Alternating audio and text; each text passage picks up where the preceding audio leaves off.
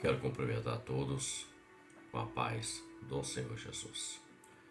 Nós vamos meditar na palavra do Senhor para nosso entendimento, para melhorar um pouco mais nosso conhecimento e até para refletirmos acerca daquilo que nós vamos meditar hoje. Nós vamos falar da temática, o tema é muralhas que impedem o agir de Deus na vida do homem.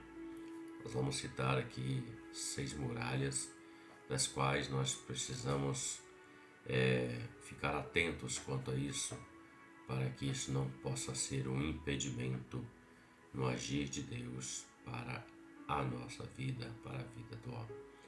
Não que Deus não tenha todo o poder, é o contrário, mas o homem precisa vigiar quanto a isso, porque Deus não trabalha na vida daqueles que não andam segundo aquilo que Deus requer deles.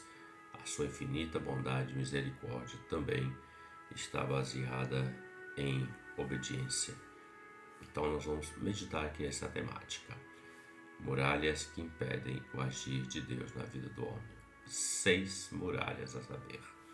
Nosso texto base é o texto que está em Hebreus, capítulo 11, verso 30, que declara assim: Pela fé caíram os muros de Jericó, sendo rodeados durante 7 dias. O escritor aos Hebreus, no capítulo 11, é chamado o capítulo dos heróis da fé. Ele vem narrando acerca da fé, que é o firme fundamento das coisas que não se veem, mas a certeza das que se esperam. E sem fé é impossível agradar a Deus, porque é necessário que o homem, quando se achega a Deus, ele creia que ele é galardoador de todas as coisas. Precisa crer incondicionalmente. Mas a fé ela não está baseada numa fé histórica, temporal. A fé está baseada no Senhor Deus Todo-Poderoso. É uma fé que você não vê, mas ao agir de Deus, quando o homem crê em Deus e na sua ação e no seu poder. Pois bem, durante a nossa caminhada, muitas das vezes nós nos deparamos com situações adversas que muitas vezes parecem que não há saída para aquela situação. São N problemas dessa vida, são as aflições desse tempo presente que o apóstolo Paulo declara. É aquilo que Jesus já falou na sua palavra no Evangelho de João, dizendo que no mundo tereis aflições, mas ele manda nos ter bom ânimo, porque ele já venceu o mundo por nós. E nesses momentos, a nossa fé, ela é, digamos, provada. A fé no Senhor, ela é provada. Abraão, no capítulo 22 do livro de Gênesis, do 1 ao 4, declara-se assim: E aconteceu depois dessas coisas que tentou Deus a Abraão e disse-lhe: Toma agora o teu filho, o teu único filho, Isaque, a quem amas, e vai-te à terra de Moriá, e oferece-o ali em holocausto sobre uma das montanhas que eu te direi. Então levantou Abraão pela manhã de madrugada, e albardou o seu jumento, e tomou consigo 2 dos seus moços, Isaque e seu filho, e fendeu lenha para o holocausto, e levantou-se e foi ao lugar que Deus lhe dissera. Ao terceiro dia, levantou Abraão os olhos e viu um lugar de longe. Isaque perguntou para o pai Abraão: Pai Abraão, está aqui o fogo, a lenha, o cutelo, mas onde está o cordeiro para o sacrifício? Então são nestes momentos difíceis da nossa vida que nós não podemos esquecer daquele que nos prometeu a vitória, daquele que nos chamou do império das trevas para o reino da luz, para a sua presença, e tem uma promessa da morada eterna com ele. Não podemos perder o alvo, que é o Senhor. Abraão estava debaixo de uma situação naquele momento difícil. Ele podia escolher desobedecer ao Senhor, mas ele preferiu crer, ele preferiu obedecer. Isaque era o filho da promessa, era a descendência de Abraão, a descendência espiritual de Abraão. Não tinha nada a ver com Ismael, que é outra história. Em outro tempo nós podemos abordar isso. Mas Abraão foi para entregar o filho, ele preferiu obedecer. E conhecemos a história que o Senhor proveu naquele momento naquele dia na vida de Abraão. Abraão é chamado pai da fé. E ele também, a palavra diz que ele foi justificado pela sua fé. Então, existem muralhas, sim. Em momentos difíceis da nossa vida, e nós vamos ter que enfrentar. Nós precisamos escolher, nós precisamos entender que esse tipo de muralha ou barreira ou dificuldade, podemos também chamar assim também, é algo que pode impedir aquilo que Deus tem para realizar. Exemplo de Abraão: se Abraão não obedece, Abraão jamais teria escutado do Senhor, porquanto agora eu sei que tu me amas. Então, há sim uma condição entre você e eu, entre o homem e Deus, há uma conexão. Primeira muralha que nós vamos citar aqui é a muralha da murmuração. O Senhor disse para Josué, quando ele estava diante de Jericó: você vai rodear a cidade durante 6 dias e no 7º dia 7 vezes. E ninguém ficou murmurando durante aqueles dias que eles estavam dando volta em volta da muralha de Jericó para conquistar. Era a primeira cidade a ser confrontada, conquistada dentro da terra prometida. E todos seguiram a orientação. Qual foi a orientação? A orientação é: nós vamos rodear a cidade. Deus mandou fazer assim. Cada dia, um dia durante 7 dias. E no 7º dia, nós vamos rodeá-la 7 vezes. E na última volta, nós vamos dar um brado. E nesse período, ninguém vai falar nada, devemos ficar em silêncio. Então, o povo que estava com Josué e Caleb, eles não murmuraram. Eles preferiram obedecer ao Senhor.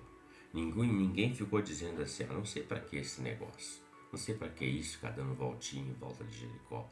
Vamos logo atacar. Eles não ficaram murmurando contra aquela orientação do Senhor, mas antes eles creram naquilo que foi estabelecido, naquela ordem que foi dada. Muitas das vezes há um questionamento: para que jejuar? Eu acho que não precisa. Para que eu tenho que ir ao culto? Deus está em todo lugar, Ele pode estar na minha casa. É murmuração. O dia do culto é o dia estabelecido para cada denominação no seu dia, como um dia do culto solene, onde Deus estará ali naquele compromisso que Ele disse: onde estiver 2, 3 ou mais reunidos, eu estarei com eles. Então, muitas das vezes perdem o benefício porque murmuram contra o Senhor. É uma muralha. Murmurar é pecar diretamente contra a soberania de Deus.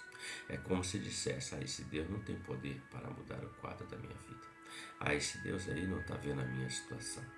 É entender, e murmurar é o oposto da bênção, da crença, da vitória, da fé, queridos irmãos e queridos ouvintes. Em Êxodo capítulo 15, verso 24, declara que o povo murmurou contra Moisés, dizendo: o que havíamos de beber? Já quando o povo saiu do Egito, o povo começou um caminho de murmuração com Deus, até que chegou naquele momento onde eles foram enviados espias para espiar a terra, e eles voltam 40 dias trazendo um relatório. A verdade, dos 12 que foram, 2 apenas trouxeram um relatório de fé, podemos dizer assim, positivo, crendo, que foi Josué e Caleb. Os outros 10 líderes, eles disseram assim: olha, nós espiamos a terra. É verdade que ela manda leite e mel, mas lá tem cidades muradas, lá tem homens gigantes, lá tem cidades fortificadas, e nós somos como gafanhotos perante eles. Vamos voltar para o Egito, melhor é no Egito, porque lá tem pepino, cebola, alho. Então, esse foi o máximo, o limite de murmuração que eles colocaram diante do Senhor, ao ponto do Senhor se irar contra aquele povo, e Moisés teve que interceder por eles. Então, murmurar é algo que não traz vitória na vida do homem de Deus, do servo do Senhor. Lucas 15, 2 diz que os fariseus e os escribas murmuravam, dizendo: este recebe pecadores e come com eles. Murmuração. Jesus estava sentado com os necessitados. O Senhor Jesus veio para os necessitados. Ele veio para os doentes, não para aqueles que se acham são os curados, que não precisa.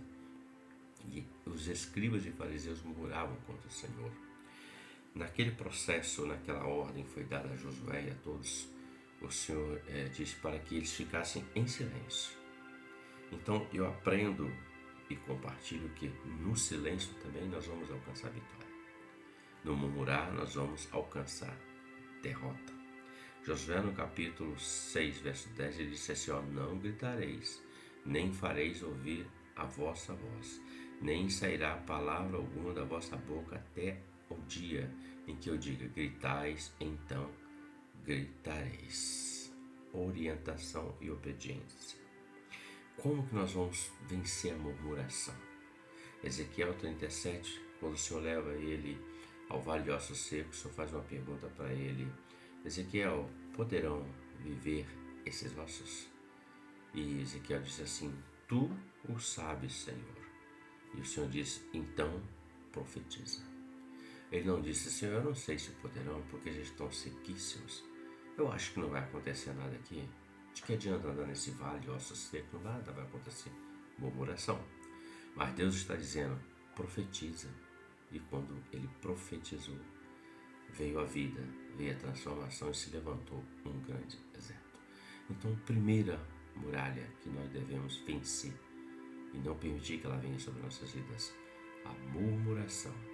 O contrário da murmuração é gratidão a Deus. Em tudo dai graças. Segunda muralha que nós vamos aqui citar é a muralha da falsa adoração. Adoração não representa apenas cantar hinos, louvores a Deus. Vai todo um contexto como obediência, prostração, reverência, reconhecimento, servir ao Senhor. Em João capítulo 4, 24, Jesus declara assim, Deus é Espírito, e importa que os que o adorem em Espírito e em verdade. Estamos vivendo dias onde há uma adoração. E deixa eu falar algo aqui para entendermos a respeito desse tema, desse inimigo da falsa adoração. A falsa adoração é quando existe um ídolo que rouba a glória de Deus, que rouba a verdadeira adoração. Às vezes as pessoas acham que ídolo é apenas uma imagem de escultura. Não, o ídolo é bem mais que isso. Porque tudo aquilo que toma o lugar do Senhor no nosso coração, isso é um ídolo para nós. É um ídolo na vida do homem. Porque ele rouba o lugar de Deus. E Deus não aceita. Primazia é para o Senhor. Deus não aceita o segundo lugar. Deus quer ser adorado em espírito e em verdade. Quando o povo de Israel estava no deserto, Moisés estava no monte, buscando a Deus juntamente Josué ao pé do monte. O povo embaixo fez um bezerro de ouro. E o texto de Êxodo 32:1 diz assim, mas vendo o povo que Moisés tardava em descer do monte, ajuntou-se o povo a Arão e disseram, levanta-te e faz os deuses que vão adiante de nós, porque quanto a este Moisés, a este homem que nos tirou da terra do Egito, não sabemos o que lhe sucedeu. Moisés estava no monte, orando, adorando a Deus, e o povo lá embaixo estava na falsa adoração. Estavam ainda com o Egito dentro deles. Criaram um bezerro de ouro. Veja que eles dizem, façamos-nos deuses no plural. Para nós não existe deuses, existe Deus único, soberano, acima de todas as coisas. Então a falsa adoração, ela é uma muralha, mas a verdadeira adoração é o oposto disso, ela é uma fé, ela é uma força, porque na adoração atraímos a presença de Deus. Na oração, nós nos achegamos mais ao Senhor. A mulher sírio-fenícia, ou a mulher cananeia, podemos também citar assim, de Mateus 15:25, diz que ela então chegou, adorou o Senhor, dizendo, Senhor, socorre-me. Ela se prostra diante do Senhor, ela não cantou hinos, ela simplesmente se prostrou, isso é reverência, reconhecimento, adoração. E ela fez uma oração com a frase, Senhor, socorre-me. E o Senhor ouviu a oração daquela mulher. Ela não murmurou porque a multidão e os apóstolos diziam para ela ir embora, despede essa senhora, esta mulher que está falando muito. Ela não murmurou quando Jesus disse: mulher, não posso tirar dos filhos e dar aos cães. Mas ela se prostrou e adorou e alcançou. Então, segundo, falsa adoração é uma muralha.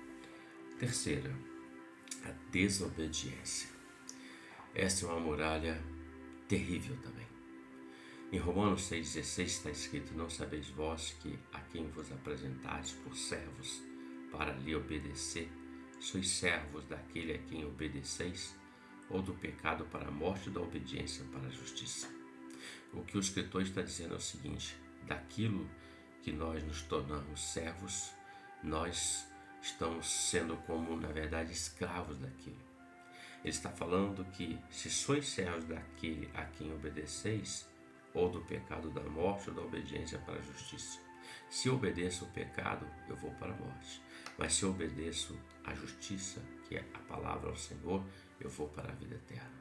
A desobediência tem tirado muitos da presença de Deus.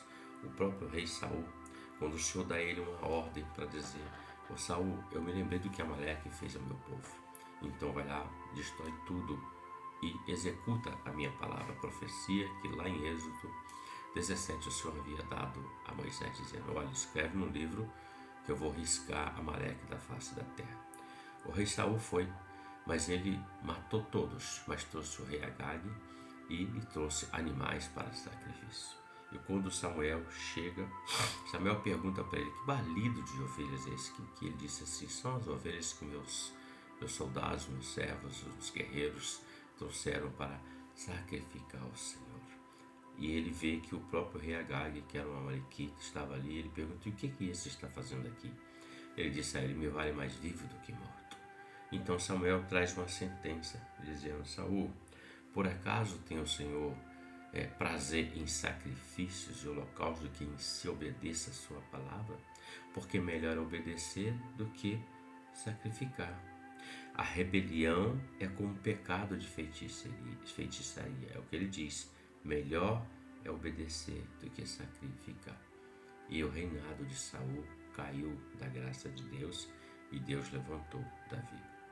Em outro exemplo, em 2 Timóteo 3,2 está escrito assim: porque haverá homens amantes de si mesmos, avarentos, presunçosos, soberbos, blasfemos, desobedientes a pais e mães, ingratos e profanos. Homens amantes de si mesmo, em desobediência com o Senhor. Podemos observar na sociedade o que está acontecendo. Em Judas capítulo 1, verso 11, Judas fala acerca de 3 pessoas. Ele diz assim: ai deles, porque entraram pelo caminho de Caim e foram levados pelo engano do prêmio de Balaão e pereceram na contradição de Coré. O que Judas está dizendo é o seguinte: esses 3 andaram em desobediência. Caim, porquanto viu que as obras do seu irmão eram justas, matou o seu irmão. Balaão era um profeta do Senhor, mas ele resolveu tornar o ministério profético para um ministério onde ele buscava as riquezas para ele, um ministério profissional. Até tentou profetizar contra o povo de Deus, mas o Senhor não deixou. Coré, ou Corá em algumas versões, foi um levita que se levantou contra Moisés lá no deserto e pereceu naquele lugar. Então esses estavam em desobediência contra o Senhor. É uma muralha. O que nos cabe é obedecer. A palavra de Samuel para Saul é: importa obedecer. É melhor obedecer do que sacrificar. Desobediência, terceira muralha. Vigiemos nisso. Vamos para a quarta muralha que nós vamos tomar aqui, que é a infidelidade. Em Mateus 25, 21 está escrito assim: sobre o pouco foste fiel, sobre o muito te colocarei. Entra no gozo do seu Senhor. O texto fala da parábola dos talentos. O Senhor deu 5 talentos para um, 2 para outro e 1 para outro. E o texto fala que deu na medida da capacidade de cada um. Cada um deles tinha que trabalhar, sendo fiel a Deus, trabalhando com aquele talento que Deus deu. E os 2 primeiros trabalharam. Diz a palavra que o que tinha 10 trabalhou e ganhou mais outro. O que tinha 5, ganhou mais outros 5, então ficou com 10. O que tinha 2 trabalhou e ganhou mais 2. Mas o que tinha 1, ele enterrou o talento na terra. E todos os 3 foram se apresentar diante do Senhor para prestar conta. Estão entendendo algo aqui? Todo homem passará diante do trono de Deus. Todos nós daremos conta de tudo que fizemos nessa vida, seja bom, seja ruim, seja verdadeiro, seja falso, seja para a glória de Deus ou para a glória de homens, não importa. Tudo que fizemos passará diante do trono de Deus para darmos conta, prestarmos conta. E Deus capacitou esses 3. E o primeiro chega: Senhor, tu me deste 5, está aqui, eu dou 5. E o Senhor disse assim: bom está, servo fiel, entra no gozo do teu Senhor. O que trouxe 2, da mesma forma, o Senhor disse a mesma coisa: bom está, servo fiel, entra no gozo do teu Senhor. Mas se aproximou aquele que tinha 1 talento. Ele disse: Senhor, eu sei que o Senhor ceifa onde não plantou, eu conheço o Senhor. Então eu tive medo e enterrei o talento na terra. E o Senhor disse assim: mau e negligente servo, tirai dele o talento, tirai dele tudo que ele tem, até o que ele não tem, ele será tirado. Dê àquele que tem os 10 talentos e lança fora ele nas trevas exteriores. Ou seja, no acerto de contas, nós passaremos lá. E quando o Senhor dá o talento, 5, 2 e 1, não representa que o que tinha 5 ou 2 era melhor do que o que tinha 1 ou vice-versa, um ou outro. É na medida da capacidade, porque a capacidade foi dada pelo Senhor. Então não importa se Deus te deu algo para fazer, ou oração, ou jejum, ou louvor, limpeza da casa, evangelismo, seja o que for, importa que Deus lhe capacitou para isso. E é isso que Deus requer, só isso, mais nada. Então, quando é fiel, recebe a bênção do Senhor, mas quando é fiel, não recebe. Em Caná da Galileia, em João 2, 5, no casamento que Jesus estava e foi convidado, faltou vinho.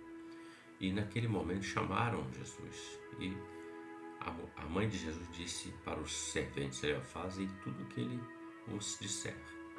E fizeram. Pegaram as talhas, encheram de água, e quando retiraram, veio o milagre. Ou seja, foram fiéis, mas na infidelidade não iria acontecer aquele milagre.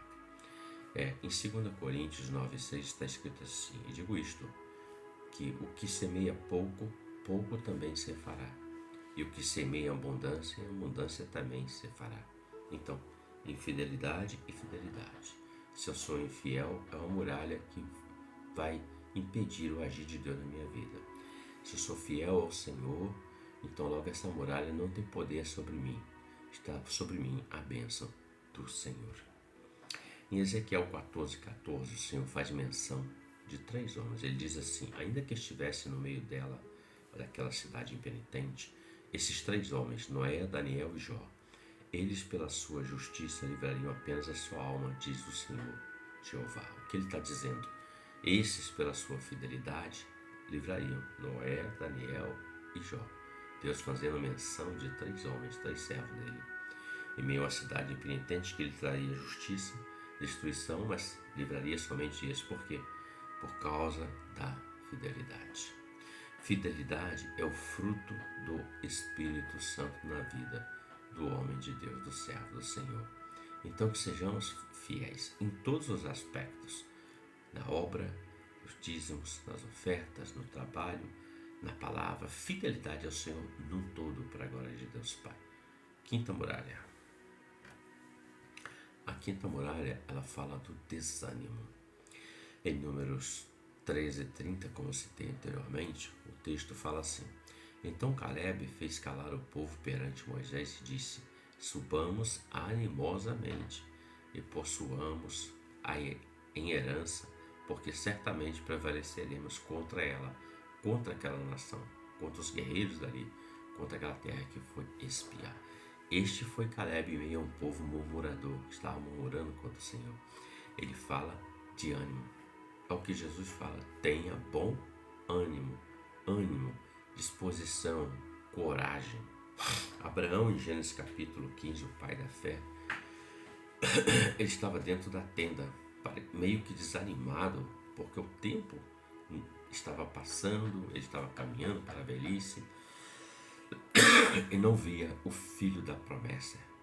Abraão esperou cerca de 25 anos para que viesse a bênção dele, o começo da multiplicação da sua descendência. E em Gênesis 15:5, Abraão estava dentro da tenda e o Senhor tira Abraão para fora. O texto diz assim: então o Senhor levou fora Abraão e disse: olha agora para os céus e conta as estrelas, se as podes contar. E disse-lhe: assim será a tua descendência. Ou seja, tenha ânimo, porque eu não me esqueci da promessa na sua vida. Tenha disposição. Às vezes nós encontramos pessoas dizendo: estou meio desanimado com aquilo, estou desanimado com isso, estou desanimado de ir ao culto, estou desanimado de ler a Bíblia, eu estou desanimado de orar, estou desanimado disso, daquilo no modo geral. Mas o ânimo, ele é um elemento, ele é um agente, ele é um combustível que vai acionar a fé na vida do homem, na nossa vida. E nós caminharemos em direção àquilo que Deus tem para as nossas vidas. Paulo fala em 2 Coríntios 4:8: em tudo somos atribulados, mas não angustiados, perplexos, mas não desanimados. Ele está dizendo: nós podemos sofrer atribulações e angústias, ficarmos até perplexos diante de situações que vêm contra nós, mas não desanimados, porque aonde há o desânimo, há derrota, o espírito de derrota está presente. Mas onde há o ânimo em meio à dificuldade, o espírito da vitória, a vitória virá para a glória de Deus Pai. Então, desânimo é uma muralha que vem para tentar roubar do homem a bênção de Deus. Quando a nossa cruz sentimos que estiver pesada, o Senhor manda o ajudador para nossas vidas. Nós devemos clamar o Espírito Santo para: o Senhor, me dê ajuda, me dá o consolo, me dá o conforto, me dá ânimo, me dá vigor, me dá coragem para vencer isso. Porque senão, encararmos de frente, formos animosos, nós não vamos alcançar a bênção do Senhor, a vitória do Senhor. Vamos para a sexta e última muralha. A última muralha é a muralha da incredulidade. Hebreus 10:38 diz: o justo viverá da fé, mas se ele recuar, a minha alma não tem prazer nele. A incredulidade é a mãe de todos os pecados. A incredulidade é o ventre do orgulho.